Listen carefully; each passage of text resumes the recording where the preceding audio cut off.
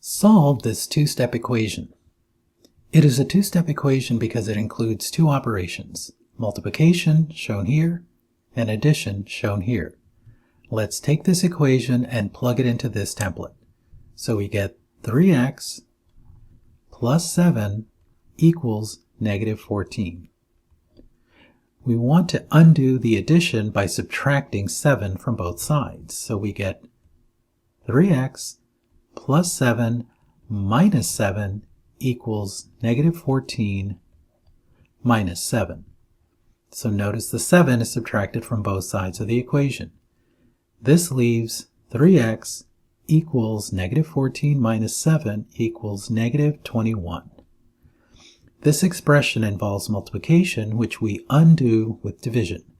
So 3x divided by 3 equals negative 21, also divided by 3. Both sides of the equation are divided by 3.